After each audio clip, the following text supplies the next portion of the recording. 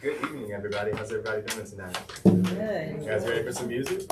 Yeah. Good. You gonna be dancing? I hope everyone's gonna be dancing. All right. So, thank you everybody for coming out to Flyleaf Books for this event. Thank you for all of you guys. You guys, if it wasn't for you guys, we wouldn't be able to have these type of events. Right now for tonight, we have Florence Dore, and she is talking about her new book, The Ink and the Grooves. Florence Dore is a Nashville-born, North Carolina-based. This isn't on, is this? Looks good though. You're projecting it. All right, thank you. Florence Dore is a Nashville-born, North Carolina-based musical artist, as well as a professor of English at the University of North Carolina at Chapel Hill, which I had the pleasant honor of having her last fall semester as my professor. One of the best, amazing, I love that class. Her second album, 2022's Highways and Rocket Ships, was produced by Don Dixon and Mitch Easter. She is the author of novel sounds and co-executive producer for the Billboard charting compilation album Cover Charge. Hope you guys all enjoy. Tonight we'll be closing at around 7 o'clock. We may push a little over the time, may not. If you guys had any conversations or any last minute pictures, if you guys can do it outside, that would be awesome for me and my coworkers. From there on out, let's jam.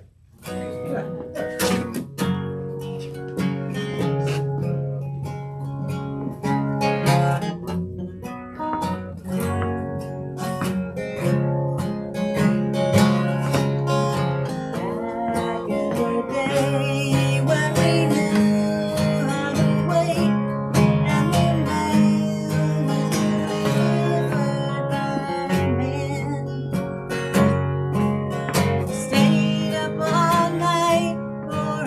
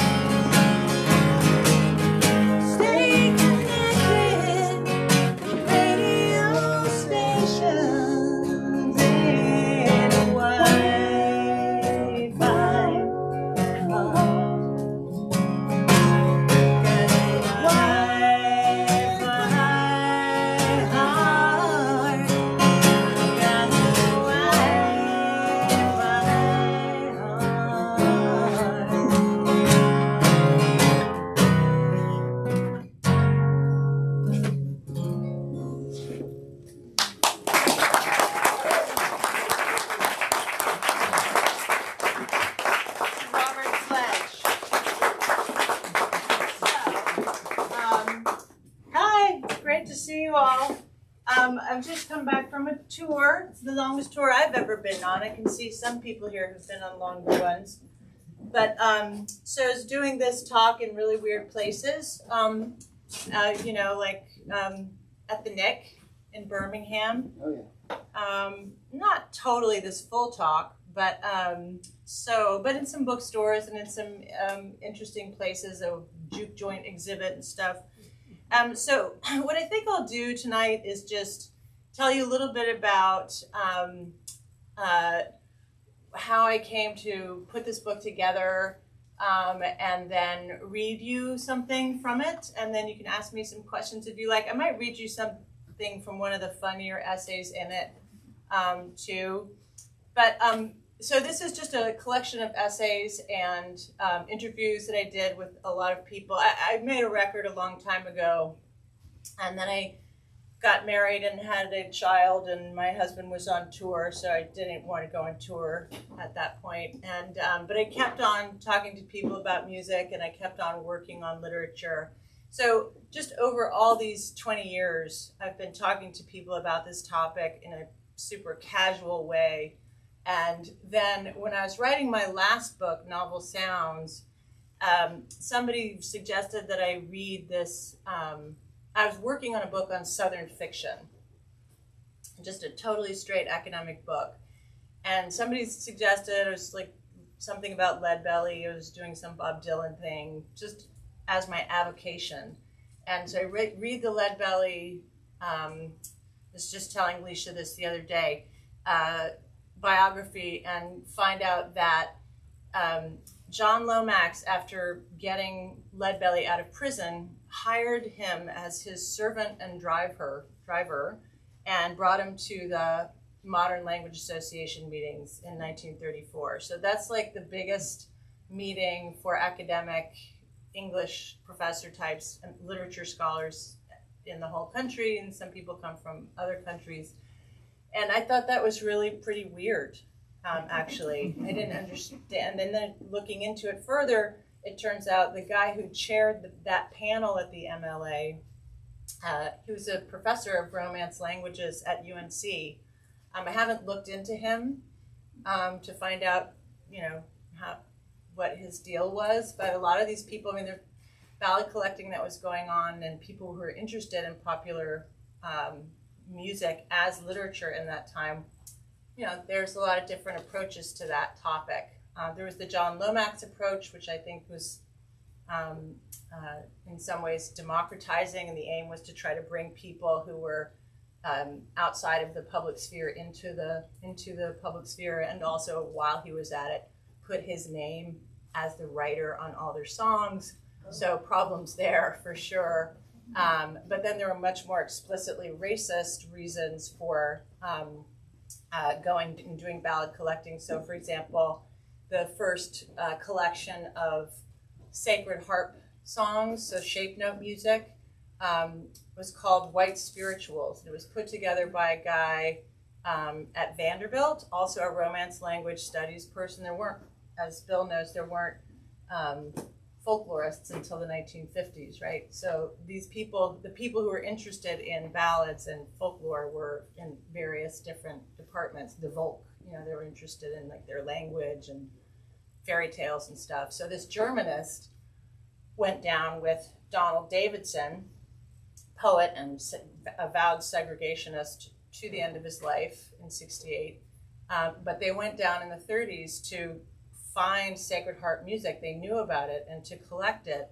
And they wrote in their introductions to the journals where they published their findings that this was proof that white musicians, white folk music, didn't derive from black folk music. So that was what their goal was. Their explicit goal was totally a white supremacist goal. So anyway, I started looking into this history, and before that had written this book about the rock novel, because people, middle-aged people born like in the 60s, like Jonathan Lethem or Dana Spiotta, sort of the most touted, the writers touted as the best of our time, Laurie Moore, were writing about rock and roll really explicitly. So I sort of wrote a fun thing about that, and then looked at this Lead Belly thing, and then I started thinking like, okay, so Flannery O'Connor, writing on Southern fiction, she's got this story called A Good Man Is Hard to Find. Seems to have been a hit by Bessie Smith in 1927. What's the relationship? So that last book, the novel Sounds, is kind of about that discovery, is that the sort of idea that, at least in American institutions, literature is basically grounded in and depends on an idea of vernacular music. And, you know, if you talk to a medievalist, which I would like in the department running, oh my God, Lead Belly literature, and the medievalist like, yeah. Like the Canterbury Tales are kind of based on ballads, you know. So ballads have this really fascinating history. So I did that book, and that was really interesting. And then just talked to a bunch of different people, working musicians, Lucinda Williams and Steve Earle and Dom Flemons and Roddy Doyle, like this, and so working musicians who have a relationship to literature, who understand what they're doing to be something that's in terms of literature, and then some of these rock novelists, like Roddy Doyle wrote the novel The Commitments that the movie was based on. So, and there's an essay in here by Richard Thompson. That was another exciting discovery from Novel Sounds. So in the 30s, there was this book published by, and I'm sorry, I won't lecture on history too much more, but it's pretty wild history that Cleanth Brooks and Robert Penn Warren edited a volume in 1934 called Understanding Poetry. This was a really influential book in American English departments, but it's not so navel-gazing as to only be about academia. It's also, they were engaged, these guys, Cleanth Brooks and Robert Penn Warren, were engaged explicitly in a program of cultural uplift all over the country from the 30s all the way through the 70s. And they thought that, you know, America was going to shit because the South lost the Civil War. Yes, it was completely racist, but it was also very concerned about, you know, environmental destruction. And so this was the kind of origin, the agrarian origin of their new critical program, which was to get people to close read literature as a way of saving them from the, you know, sort of destructions of the earth and from, you know, television and radio and rock and roll. And so their book, though, this was one of the tomes of that movement, Understanding Poetry, and you would expect to find in it Shakespeare sonnets. You find those, John Donne, you know, T.S. Eliot, a lot of white boy modernists, and then you find a section on ballads, in and of itself pretty interesting. But in the ballad section, there are a bunch of Scottish and English ballads, and then there's a Lead Belly ballad. That's pretty crazy. So the Lead Belly ballad, you know, again, these people understood ballads and vernacular music to be living literature. But the Richard Thompson essay in this book, one of the English ballads or Scottish ballads, I can't remember which, that's in that book, Understanding Poetry, is called Sir Patrick Spence. And I was mind blown, like, you know, the National Humanities Center was just like, oh my God, like blowing glass out of the roof over there. The Fairport Convention recorded a version of that ballad for their fourth record. Is it Liege and Leaf or Leaf and Liege? Liege and Leaf, right? And so it was an outtake. It didn't make it onto the album, but still they were, and you know, it's got Matty Groves on that album. There are tons of these ancient ballads on there. So I got to ask him about why they did that and what it was like, and it was a fascinating conversation. And he wrote about Sir Patrick Spence for this volume. So that's really just amazing to me that you know, it's a beautiful essay. So anyway, so yeah, I guess I'll read a little bit and then we'll, oopsie, and then we'll do another song, and then you can ask questions if you would like.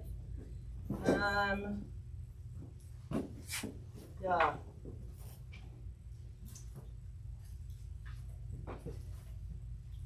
All right. This is from the introduction. Drop the record needle. Drop. Any of you guys know the Ola Bell song? Drop the record needle any way you choose. That's what it's stolen from. And I make it explicit. So, drop the record needle. Drop it on any piece of vinyl in your collection. Then go crack open the novel you've been meaning to read. Can you feel the reverberations? Do the lines in the song merge with the sentences on the page? For me, when things settle just right, the world goes away, and I'm suspended in a cloud of something bigger than the music or the prose alone.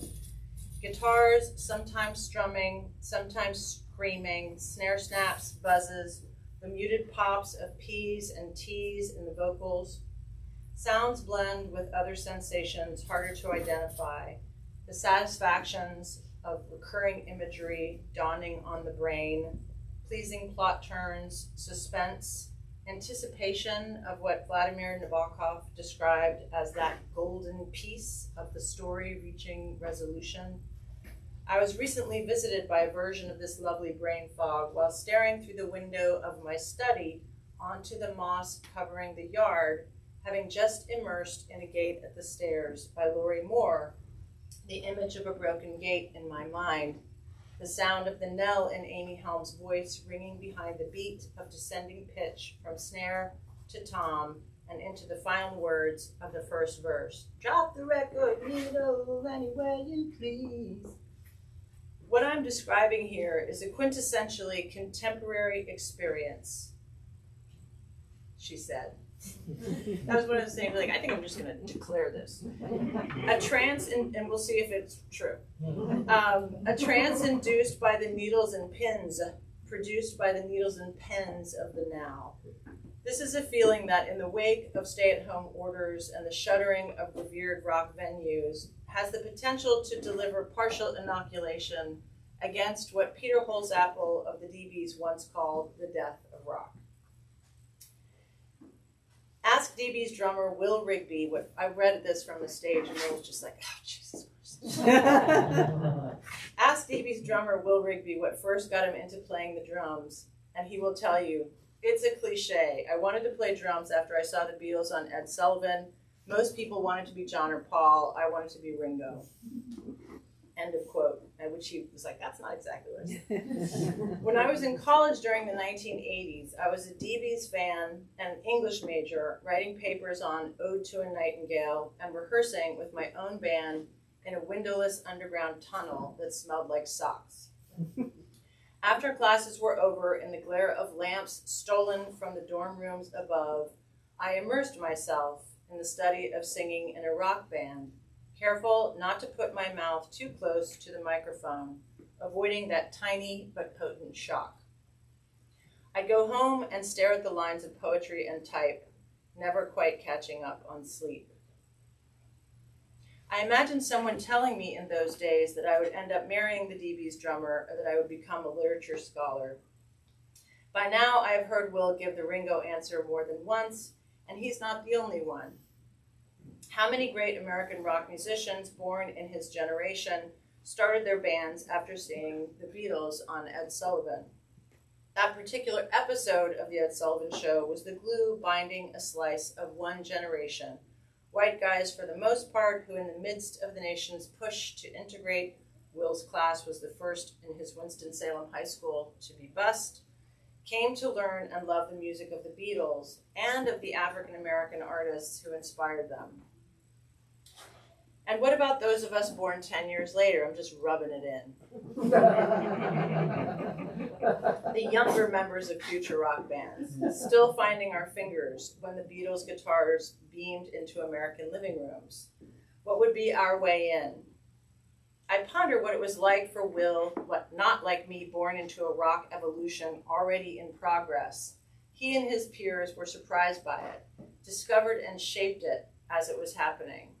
Those who were startled by the Beatles were also old enough to be aware of the March on Washington, of Bob Dylan singing Only a Pawn in Their Game, cementing the link between popular music and the civil rights movement.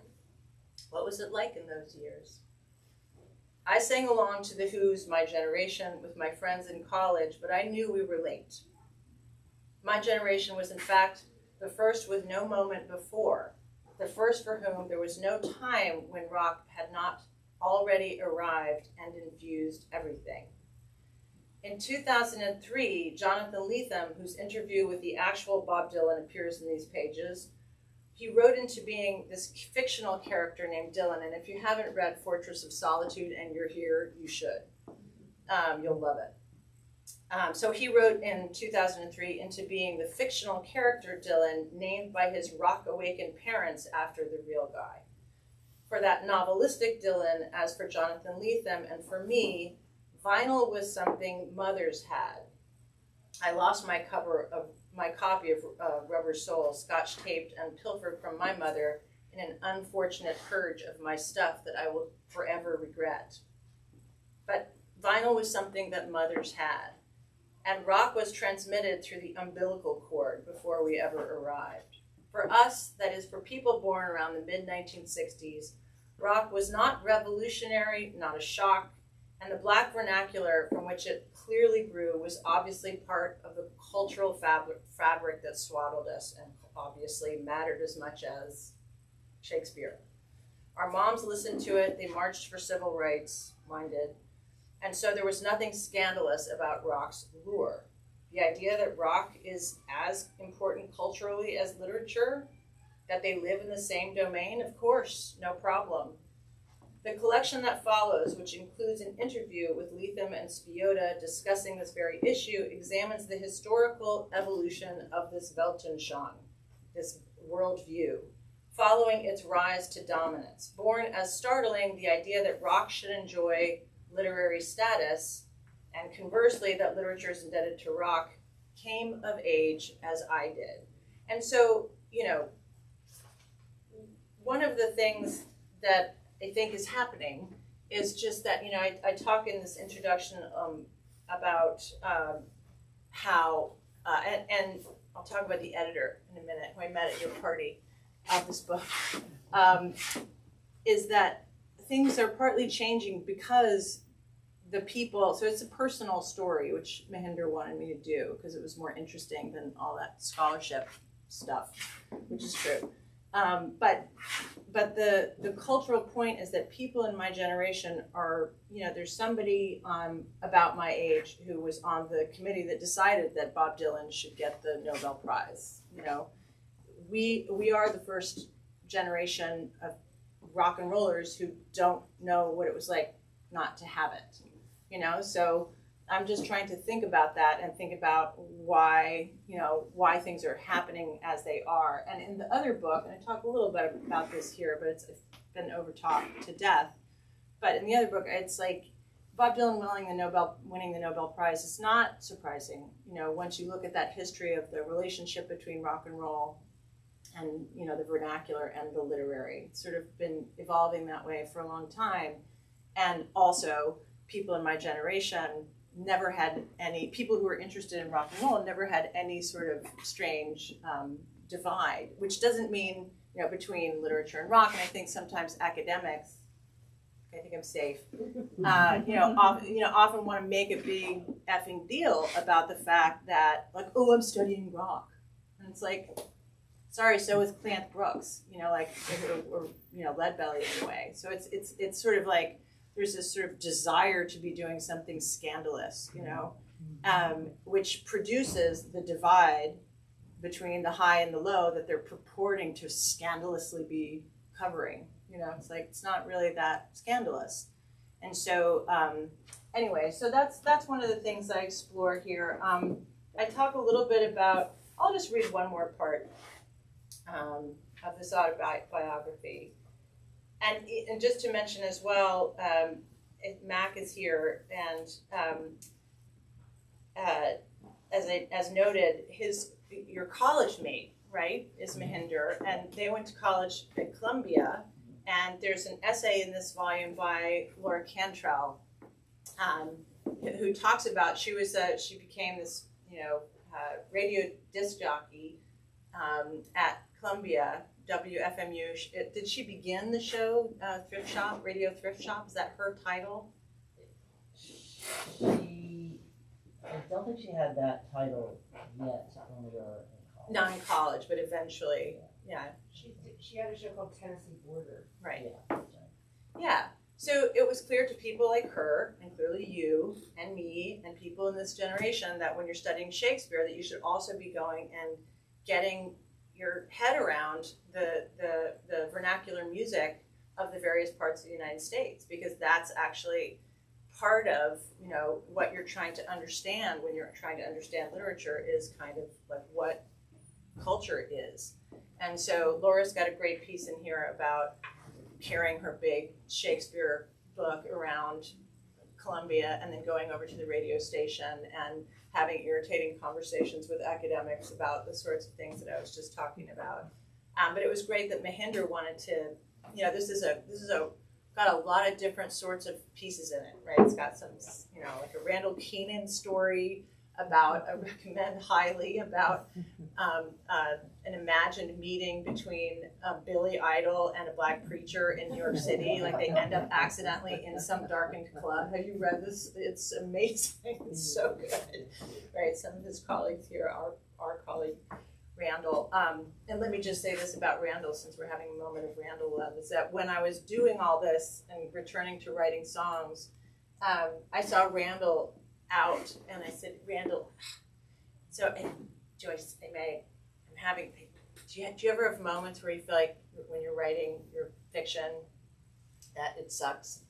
Because if you don't, because I'm worried that these songs that I'm trying to write maybe aren't going to be anything. And he said, and I will never forget it, and I offer this to all creative writers, I don't trust people who don't have that worry, which is really, really great. So.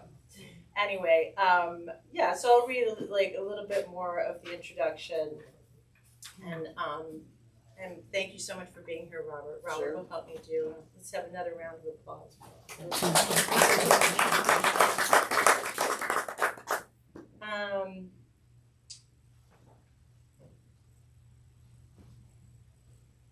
Okay. I'm pretty sure I knew how to drop the record needle before I knew how to write. I remember when in 1970, as I was walking past the living room in my yellow house on Sunset Place in Nashville, something stopped me. My hand halted, resting on the swirl of wood at the top of the newel post in the front hall. The post behind which my brother had recently anchored himself to launch a fork at my older sister. It actually landed in her ass. I didn't put this in the book. I thought that would be a little much, but that's what happened. And that day had stuck in there. Why didn't I put it in? I should have put it in, right? Some censorship, man. Anyway, it's the same knoll post. I stopped there at the front hall, and it's the same knoll post that had steadied my inebriated father several weeks prior on his tilted, careening path to the front door through which he had been asked by my mother to exit. In that moment, as a 70s divorced kid, you know, in that moment, the post was there from my hand, not someone else's, and it just rested there. A nasal na na na na na na na na na na na na na, with honey-high harmonies, chunky guitar, and rolling snare, was floating on the air from behind me into my ears. Arresting, other, sweet, this sound. The night they drove Old Dixie down, me listening, frozen in place, and then again those nods. After some duration of time, I went over to the turntable and stared, mesmerized, plunged into the melody. I remember feeling my heart rising and falling with Levon Helm's voice, watching the logo in the center of the record going around and around, wondering at the sound emerging from that hard black disc. It was not long after that I figured out how to thread the LP onto the metal stem by lining up the hole in the center. The pleasing click as the record descended, the thwack of the vinyl landing, the hum of the needle making contact. Then the song. I'm trying to figure out where the part is. I talk a little bit about Ta-Nehisi Coates' response to that song, which is like, fuck you. You know, this is another song about the, you know, displaced and dispossessed and forgetting all about the actual people there. And he writes a really beautiful, I couldn't get permission to reprint it, rejoinder to it. I eventually learned what Dixie was, of course, and that The Night They Drove Old Dixie Down, written not by Levon Helm, but by fellow member of the band, Robbie Robertson, is included in Rolling Stone's 500 Songs That Shaped Rock and Roll. Have a quick look at Wikipedia, and you can find that in 2011, Time magazine included it among the top 100 all-time best pop songs, and that in a 1969 review, a music critic named Ralph Gleason describes it as literature. Gleason says, the overwhelming sense of history conveyed in the song is crucial, declaring that the only thing I can relate it to at all is the red badge of courage. I thought about this claim in relation to Ta-Nehisi Coates' deeply moving statements about the song, published in a 2009 issue of The Atlantic. And here's a quote. I was thinking about Richmond yesterday and the bands the night they drove Old Dixie Down. I started to play the song and stopped myself. He's angry. These motherfuckers, I mumbled to myself. Again, another story about the blues of Pharaoh, and the people are invisible. The people are always invisible. Coates ends with the words of an African-American soldier fighting for the Union, a chaplain named Garland H. White, who describes finally being reunited with his mother. And here's the quote.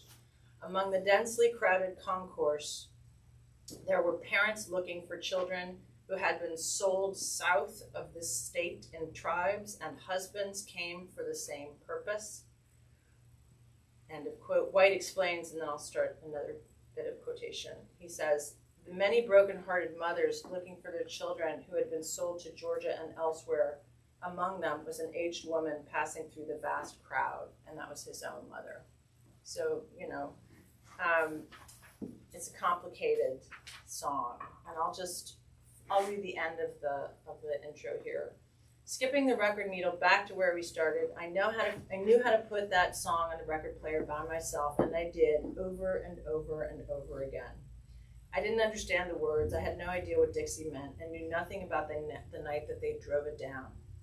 I was just grabbed by the sweet sound of Amy Helm's father singing for me, staring at the lines of poetry singing those nods. As I come to the end of this introduction, it dawns on me that for me, staring at the lines of poetry or into space, thinking about a novel, these are the versions of standing in front of that turntable. My penchant for close reading literary texts is the embrace of a soothing inability, standing before the complexities of literary logic in William Faulkner or Ralph Ellison or Laurie Moore and letting it stop everything. Perhaps it's a pleasure taken in the suspension of thought, a return to the lovely stillness that gripped me there in the violence swirling around in that yellow house, listening to those nods. I would later learn that the singer of the night they drove Old Dixie Down was also keeping that gentle but solid beat, and that he was in the band that backed Bob Dylan when he went electric the same year I was born, I think. And from Levon's memoir, that Sonny Boy Williamson worked on him the way Levon's voice worked on me. But none of what I have since learned or done, including making a new home with a drummer of my own, changes what happens to me when I hear The Night They Drove Old Dixie Down. When those nods start, everything stops all over again. I am again in my living room in Nashville, watching the record turn, again swallowed up by a feeling that is all guitars and snare snaps and harmonies and sweetness. I hope you enjoy reading the writings collected here as much as I've enjoyed bringing them together. Read from the start, dive in at the middle, read the last essay first, or, in the words of Amy Helm, drop the record needle anywhere you please.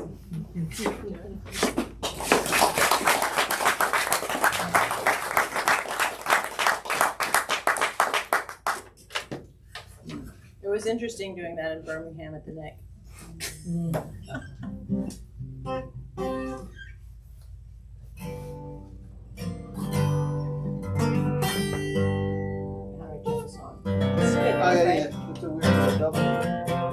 Yeah, so these are songs from the record. Oh, and I have a gig Saturday, November 19th with Robert and all the other people.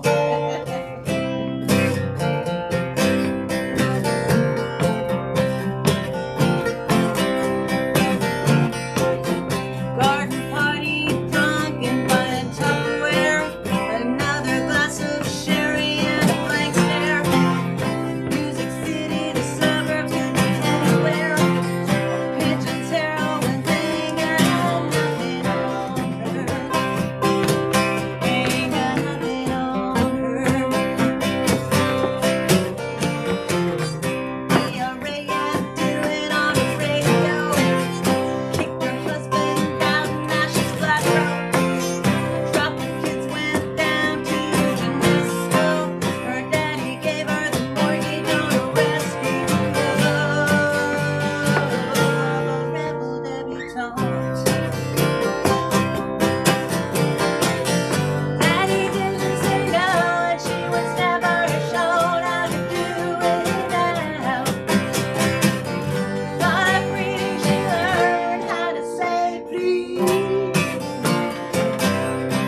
She could say please. She and Graham were extras in the opera film, playing white trash like a devil. We found her daddy's body in his bootleg days. Watch the movie and see who had the dreams and ways. Our teachers who late. Tommy took his phone out to Percy Priest. Told the kids he cut away 30 feet. It's a miracle nobody died. The children played on the bridge while their mama died. She was a rebel debutante. Daddy didn't say no, and she was never shown how to do it now.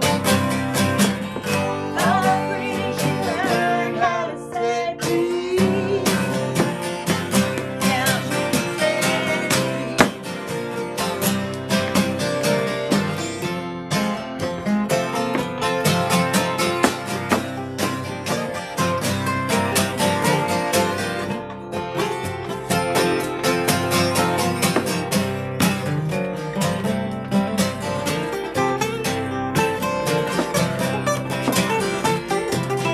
Now she's 80, her house is a wreck. Her first mortgage and credit card debt. She couldn't give up a finer face. Now it looks like Jessie Junior reckoning. Daddy didn't say no, and she was never shown how to live without. Thought reading, she learned how to say please. She was a rebel debutante. She was a rebel debutante. She was a rebel.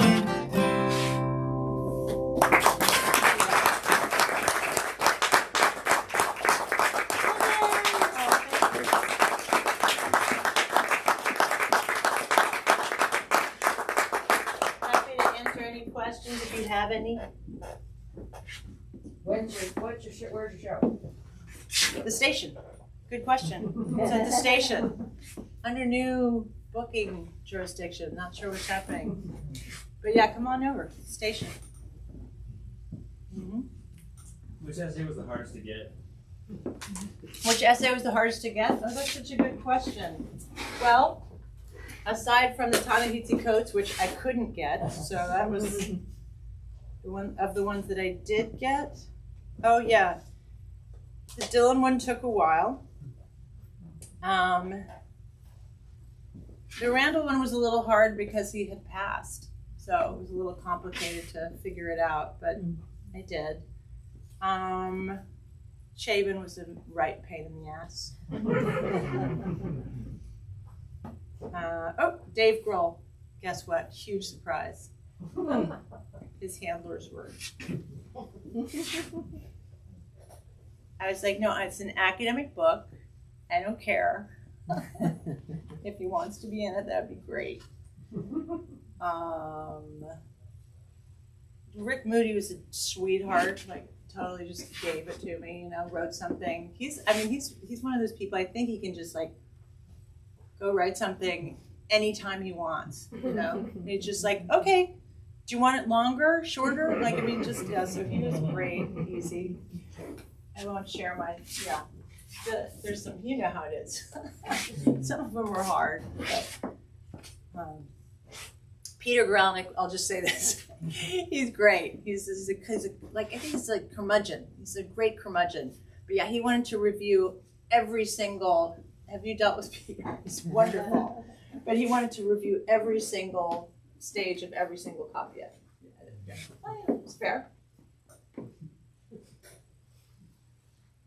What's your favorite question you've gotten out on the road, or your craziest question? Either your favorite question or your craziest question? I got to teach high school students in Athens, and one of them asked me if I knew Bob Dylan, and I was like, no. But they did like a teacher evaluation form at the end, and those were really funny. They were like, I did not. I was extremely surprised at how intense the speaker was. I forget, but they were, you know, like I had no idea that like, you know, literature and music were connected, you know. So, trying to think if that person at the Nick asked anything coherent. I don't think so. It was more just really cool. Like, I mean, people who were just learning about these things for the first time were just like very genuinely interested, you know. Literature scholars don't usually get to discover stuff, you know. It's like, oh, there's this great connection in this novel. But this was like, oh, Leadbelly was at the MLA and I couldn't find a photograph. I tried super hard. I felt like a detective, you know. I talked to some guy, I think in Michigan, who's a Leadbelly freak. Like he has he knows everything. He knows all the archives, and you know, when I was unsure of something, if he didn't know the answer, then I was like, okay, I felt comfortable saying it's not known.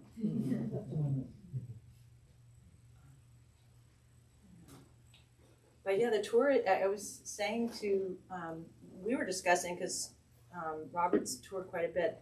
I went through Arkansas. I spent a lot of time in Arkansas because we went way up from Louisiana, like New Orleans, up to Fayetteville, and then back down to Tulsa. And so it was, you know, seeing all the cotton. I haven't experienced that. And there's this one beautiful kind of almost snowstorm type of thing where the bale must have been loose or something. So all these pieces of cotton were kind of flying off the back of this truck. We actually pulled over and picked up some pieces. Literally cotton drifts on the sides of some of those roads. Yeah, exactly. It's beautiful, and it struck me, you know, I mean, coastal elite basically, but still it seemed like those places felt really forgotten, and kind of, you know, we looked up, we stayed in some place called Pine Bluff, Arkansas, and you know, we're looking it up in the van, like facts about that place, and I'm getting the name of this artist who I didn't know anything about. It was voted the most miserable city in America, Pine Bluff, and so then we were like, well, let's see what we can find. It was actually Orson Weems who said there's some music history there, and maybe some of you will know this musician. I didn't. Will did, of course. This guy from there who does this mumbling song. He's a trumpet player. Do you know who I'm talking about? Hold on. Okay, I'm getting there. Clark Terry. He's a trumpeter. And this song mumbles. I'll just play you a tiny bit of it because it's unreal. He's from there? He's from Pine Bluff. Yeah. So I was like, okay, great. So it's like, I think it seems like, is this insane that I'm doing this right now? Wow. Maybe a little.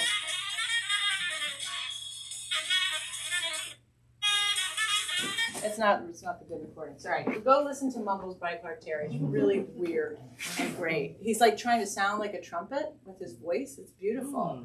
So it just struck me that, you've got these Sarah Huckabee Sanders signs everywhere, and the people we encountered in Fayetteville, we did something at a humanities center there, were totally terrified because they're going to lose their tenure and their jobs and education. And they talked about, Walmart is there. They talked about there's 2 days when that university shuts down, and they say the Walmartians come and take over. Like the Walmart stockholders, shareholders all come, and they put on like Beyonce concerts, and I don't know.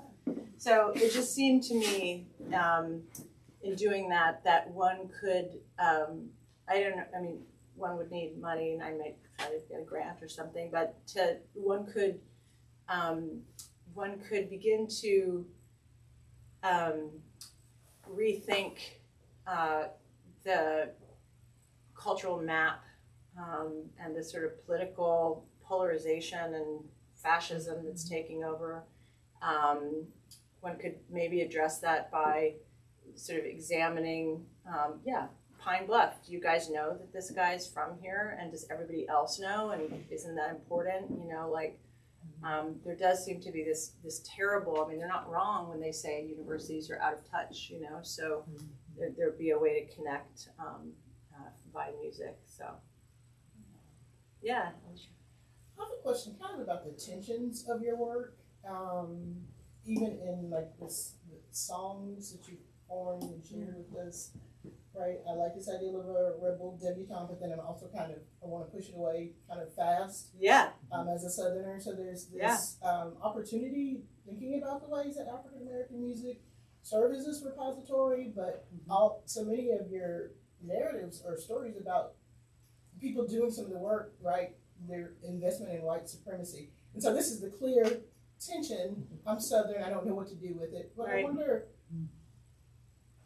what are the kind of resolutions or is it the engagement with the work itself that helps to Well, address I those tensions? think it's a really, it's important to say that, and for one thing, and to note it, you know what I'm saying? I guess I kind of have had this, I don't know if it's troubling, but the sense that Robert Penn Warren and Cleanth Brooks, Robert Penn Warren recanted he was one of the ones who kind of brought Leadbelly into the literary, and he was, there was an essay he wrote in 1930 that's very clearly racist, but then in 52 he wrote something called Segregation. In 64 he wrote this book called Who Speaks for the Negro, all kinds of problems, but what he did was to take a giant tape recorder like Lomax and go down and interview Medgar Evers' brother and all these leaders, these black leaders in the civil rights movement. Did you know Robert Penn Warren? Yes. Oh my God. So, so I've come to, that doesn't, I guess I would say I've come to an uncomfortable identification with the idea advanced by some of these people who had some pretty racist ideas, but I think it's not a bad idea to think about music as connection. I think it's not a bad idea to think about the vernacular as living literature. And I guess, the resolution, maybe it's like Judith Butler kind of thing, like resignify, just like make it into something different for now.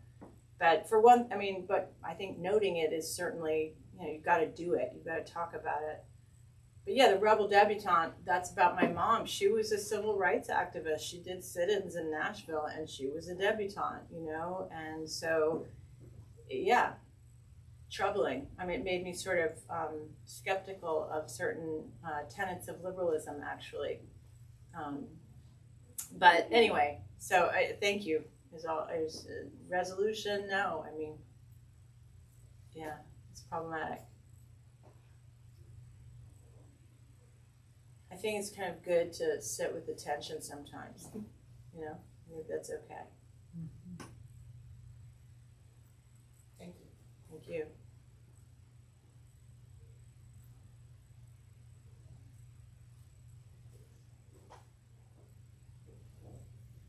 And if you want, I was gonna say something glib, but I will for a change try not to do that.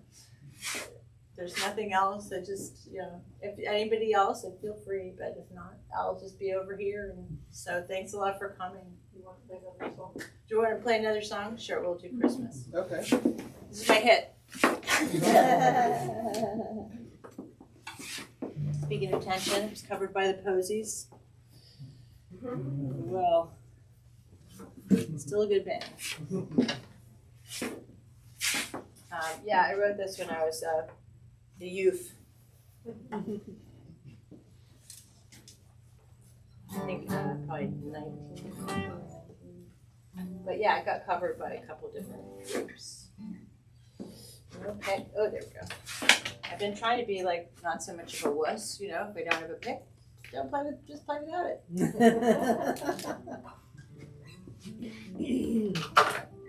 I hope that's not required because I just took it off.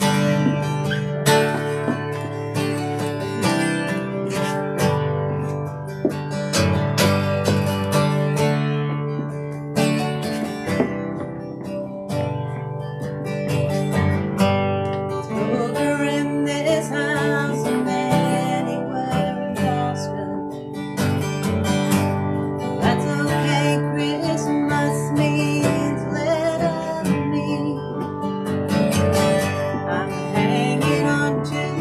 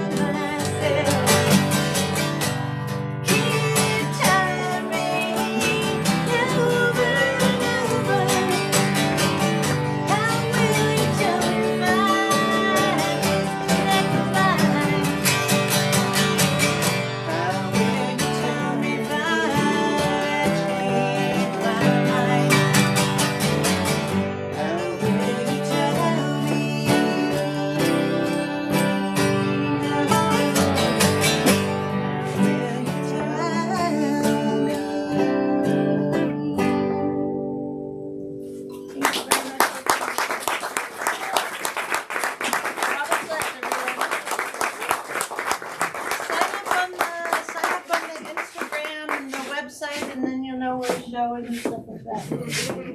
I'd love to see you.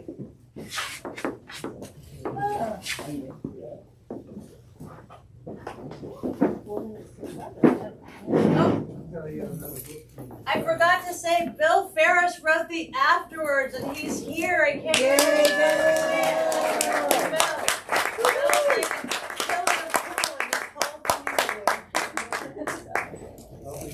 Okay. It's so nice to talk to you, Robert. No, so nice to I talk to really you. enjoyed it. I really enjoyed it a lot. Thank you. Awesome. You guys sound so good together.